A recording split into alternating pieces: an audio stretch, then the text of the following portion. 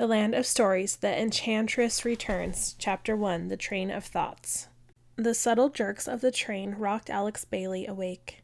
She looked at the empty seats around her while she remembered where she was. A long sigh came out of the 13-year-old girl, and she neatly fixed a strand of strawberry blonde hair that had escaped her headband. "Not again," she whispered to herself. Alex hated dozing off in public places. She was a very smart and serious young woman, and never wanted to give the wrong impression.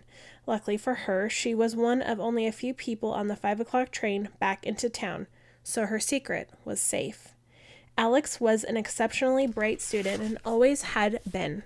In fact, she was so advanced, she was part of an honors program that allowed her to take an additional class at the community college in the next town. Since she was too young to drive and her mother worked the majority of the day at a children's hospital, every Thursday after school, Alex would ride her bike to the train station and travel the short distance into the next town for her classes. It was a questionable trip for a young girl to make by herself, and her mother had reservations at first, but she knew Alex could handle it. This short journey was nothing compared to the things Alex had handled in the past. Alex loved being part of the honors program. For the first time, she was able to learn about art and history and other languages in an environment where everyone wanted to be there. When her professors asked questions, Alex was one of the many people to raise her hand with the answer. Another perk of the train ride was the downtime Alex got to herself. She would gaze out the window and let her thoughts wander while the train traveled. It was the most relaxing part of her day, and many times she'd find herself drifting off to sleep. But on a rare occasion like today, she accidentally drift off completely. Normally she would wake feeling embarrassed, but this time Alex's embarrassment was laced with annoyance. She had just been having a disheartening dream. A dream she had had many times in the last year. She was dreaming she was running barefoot in a beautiful forest with her twin brother Connor. "I'll race you to the cottage," Connor said with a huge smile. He shared his sister's looks, but thanks to a recent growth spurt, was now a few inches taller than her. "You're on," Alex said with a laugh, and the race began.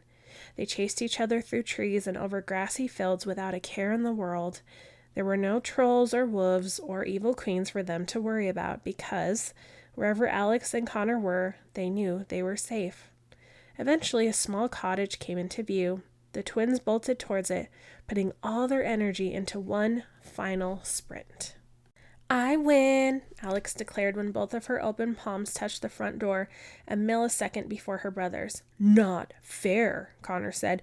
"My feet are flatter than yours."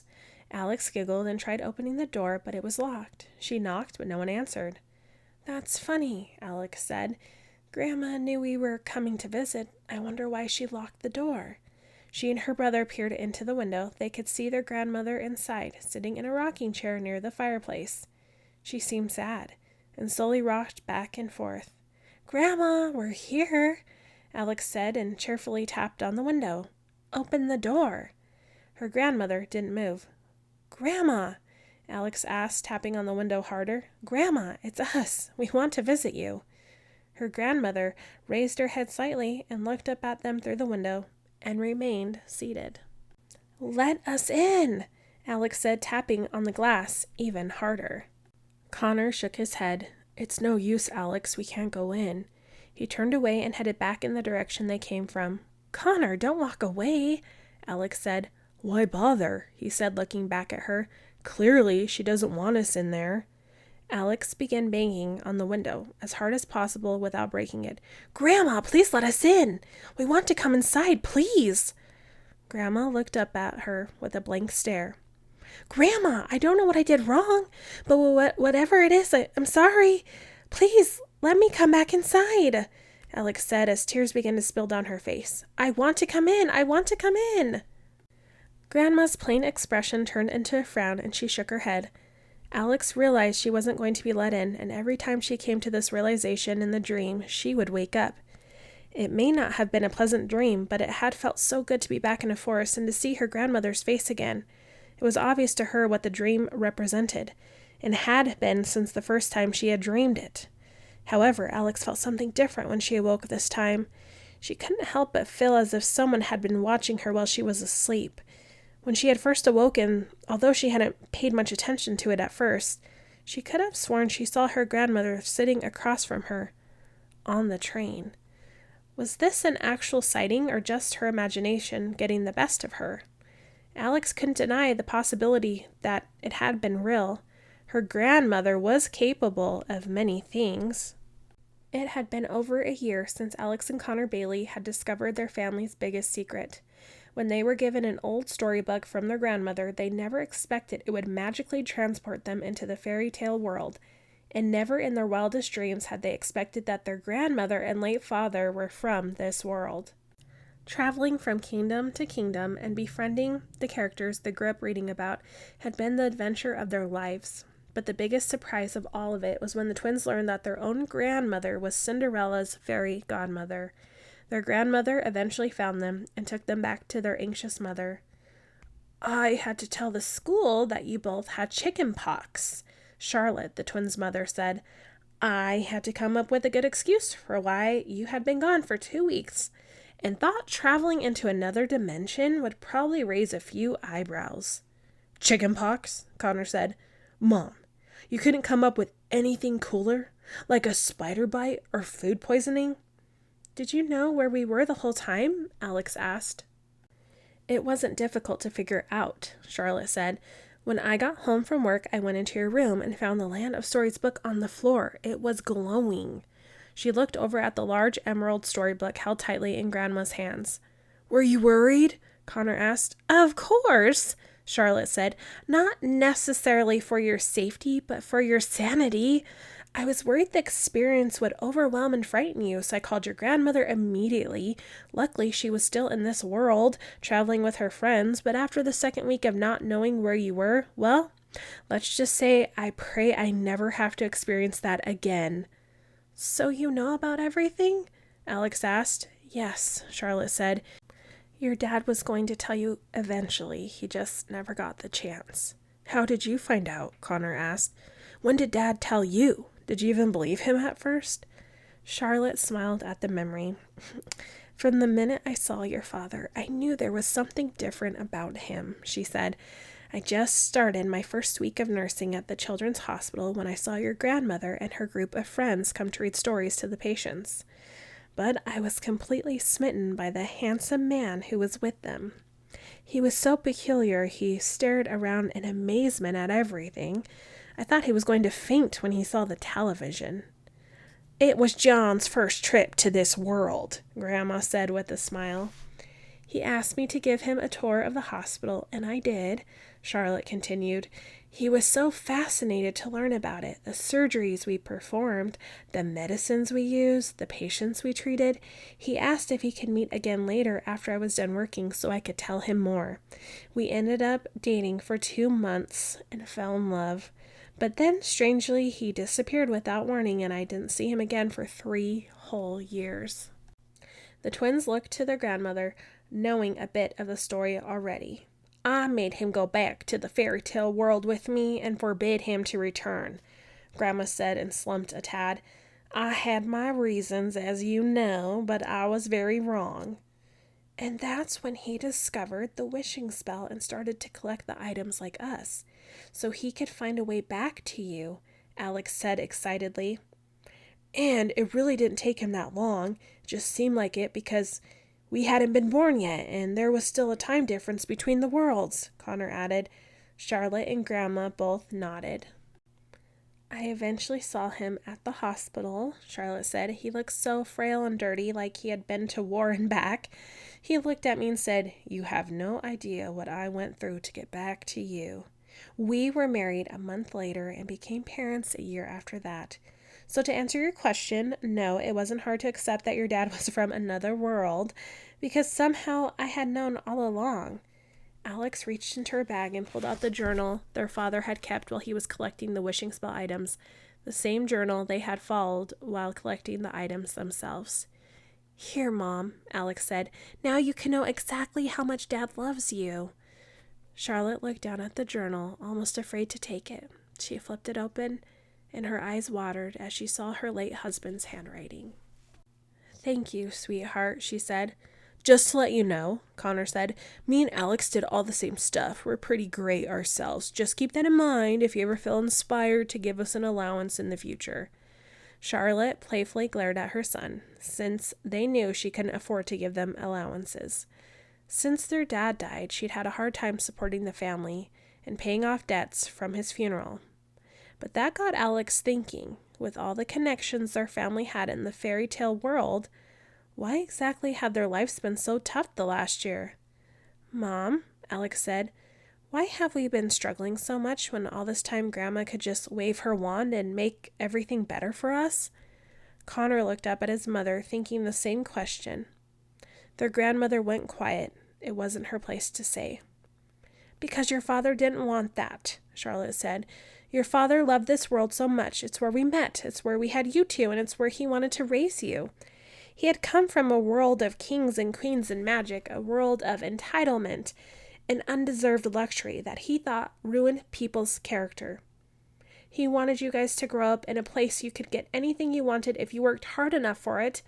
And although there had been times a little magic would have gone a long way, I've tried to respect that. Alex and Connor looked at each other. Maybe their dad was right. Could they have managed what they had done in the last weeks if they hadn't been raised that way?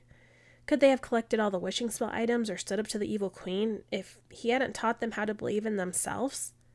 So what happens now? Connor asked. What do you mean, Connor? Grandma said. Well, clearly our lives are going to be totally different now, right? He said with a twinkle in his eye. I mean, after 2 weeks of barely surviving, encounters with trolls, wolves, goblins, witches, and evil queens, we can't be expected to go to school again. We're too mentally distraught, right, Alex? Charlotte and Grandma looked at each other and burst out laughing. So I'm guessing that means we still have to go to school, Connor asked. The twinkle in his eye faded away. Nice try, Charlotte said. Every family has its issues, but that doesn't mean you get to drop out of school because of it. Thank goodness, Alex said with a sigh. I was afraid he was onto something for a minute. Grandma looked at the clock. It's almost sunrise, she said. We've been talking all night. I better get going now. When will we see you again? Alex asked. When can we go back to the land of stories? Alex had wanted to ask the question since the moment they left. Grandma looked down at her feet and thought for a moment before responding. You've had awfully a big adventure, even by grown-up standards, Grandma said. Right now you need to focus on being 12 years old in this world. Be kids while you still can, children, but I'll take you back one day, I promise. It wasn't the answer she wanted, but Alex nodded. There was one more question she had been meaning to ask all night. Will you ever teach us magic, Grandma? Alex asked with wide eyes. I mean, since Connor and I are part fairy, it would be nice to know a thing or two. Oh, I completely forgot about that, Connor said, slapping an open palm to his forehead. Please leave me out of this. I don't want to be a fairy. Can't stress that enough. Grandma went silent. She looked to Charlotte, who only shrugged. When the time is right, sweetheart, I would love nothing more, Grandma said, but right now the Fairy Council and I are working some things out. Things that are pretty time-consuming, but you don't need to worry yourselves about. As soon as we move past it, I would love to teach you magic. Grandma hugged her grandchildren and kissed the tops of their heads. I think it might be best if I take this with me, Grandma said, referring to the Land of Stories book. We don't want history repeating itself. She headed towards the front door, but just as she reached the doorknob, she stopped and looked back at them. I forgot I didn't drive here, Grandma said with a smirk. Looks like I'll have to leave the old-fashioned fairy way. Goodbye, children. I love you with all my heart. And slowly Grandma began to disappear, fading into soft, sparkling clouds. Okay, now that is something I'd like to learn how to do, Connor said. He waved his hands through the sparkles in the air. Sign me up for that lesson. Alex yawned contagiously, and her brother followed. You kids must be exhausted, Charlotte said. Why don't you go to bed? I'm taking tomorrow off so I can be here with you guys in case you have any more questions, and because I just miss you. In that case, I got an important question, Connor said. What's for breakfast? I'm starving. Alex's train finally reached her station. She retrieved her bike from the bike rack and pedaled home, still thinking about her grandmother. Alex had expected to live a dual worldly life after discovering the fairy tale world. She imagined spending summers and holidays with her brother in the fairy kingdom, or Cinderella's palace with her grandmother. She imagined a brand new life of magic and adventure would begin immediately. Sadly, Alex's expectations were not met. More than a year had gone by since the night their grandmother disappeared. They hadn't received a single letter or phone call explaining why she had been gone. She missed every holiday and their birthday, days she never missed. And to make matters worse, the twins hadn't been back to the land of stories either. The twins couldn't help but be angry with their grandmother. How could she just disappear and never make contact again? How could she take them to a place they had been dreaming about since they were kids and then never let them return? Their grandmother herself had even said it. A part of the land of stories lived inside them. So who was she to keep it from them? "Your grandmother is a very busy woman," Charlotte would tell Alex whenever the subject came up. "She loves you very much. She probably just has her hands full at the moment. We'll hear from her soon enough." This wasn't enough to put Alex at ease. As more time went by, she began worrying about whether her grandmother was all right, sometimes wondering if she was even alive. Alex hoped nothing had happened to her and that she was okay. She missed her hugs and more than anything. Life without their dad had been the most difficult thing the twins had ever experienced, but life without their dad and grandmother was nearly impossible. "What do you think is going on?" Alex asked Connor on one occasion. "I don't know," Connor said with a heavy sigh. "The last thing she said to us was that she and the other fairies were working something out. Maybe it's just taking longer than they expected." "Maybe," Alex said, "but I have a feeling that whatever it was, it's much worse than she was letting on. What else would be keeping her away from us for so long?" Connor just shrugged. "I don't think Grandma would ever intentionally avoid us or exclude us from anything," he said. "I'm just worried about her," Alex said. "Alex," Connor said with a raised eyebrow, "the woman is magic and has lived for hundreds of years. What is there to worry about?" Alex sighed. "I suppose you're right. She better have a great excuse next time we see her." Unfortunately, next time didn't seem like it was happening anytime soon. It was, unsurprisingly, that the situation had started affecting her dreams, but more than that, Alex was depressed. Ever since she had returned from the land of stories, she had felt like a part of her was missing. The magical dimension had filled the emptiness she'd felt after losing her dad, and the emptiness grew every day she couldn't go back. The weekly trips to the college were always a major trigger for her feeling this way. College was a place that represented the future, and even though Alex was years away from actually going to college, she didn't like planning any future that didn't involve the land of stories. How could she live a normal life when she had proof that she was not normal? Alex fantasized about moving to the land of stories one day. Could her grandmother teach her enough magic for Alex to become an official fairy? Could Alex become a member of the fairy council? Or better yet, the happily ever after assembly? Alex tried doing magic on her own, but it never worked. The only time she had done something magical was when she accidentally set her grandmother's storybook that transported her and Connor into the land of stories. But since it was her grandmother's book, she wondered if she was capable of doing anything alone. Sometimes when Alex was feeling particularly desperate, she'd go into the school library and find a random fairy tale treasure.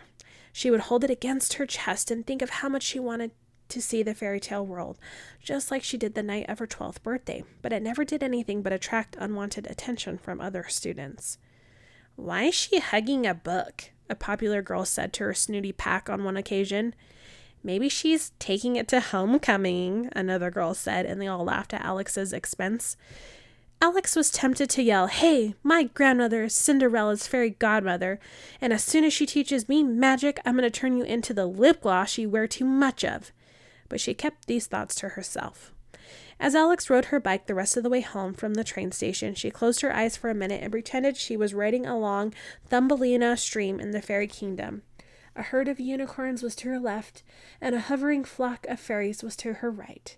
She was meeting her grandmother for a magic lesson on how to transform rags into a beautiful ball gown. "Paradise," she thought to herself. Alex opened her eyes a second before crashing hard into a set of trash cans. Thankfully, the only witness was a garden gnome across the street, but even it seemed to judge her. She got up and brushed herself off, deciding to walk her bike the rest of the way home. It had been a brutal reality check. The Baileys still lived in the same rental house with a flat roof and a few windows, but things were looking up for them. Their mother had finally caught up on a lot of their financial troubles and wasn't working nearly as much as she used to. However, something else had been occupying Charlotte Bailey's time recently, and it wasn't nursing. Alex parked her bike on the porch. The front door flew open just as Alex was about to walk through it. Connor was standing on the other side. He seemed upset and very concerned about something. "What's your problem?" Alex asked.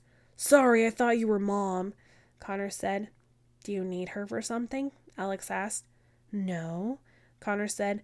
"Mom is just usually home by 6 o'clock every night."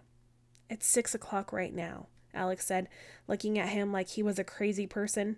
"It's 6:15, Alex," Connor said, raising his eyebrow. "So?"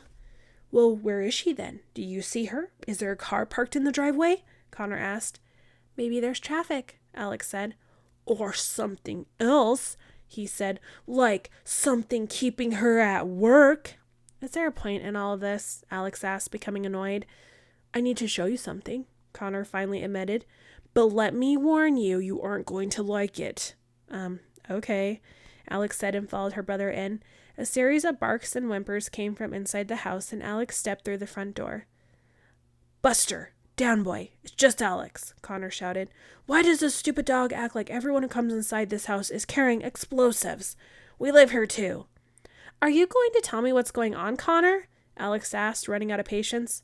"I'll show you. It's in the kitchen," he said. "There's been a development." If you liked this read out loud, please like and subscribe if you have not already, and we will read chapter 2. It started with the dog next.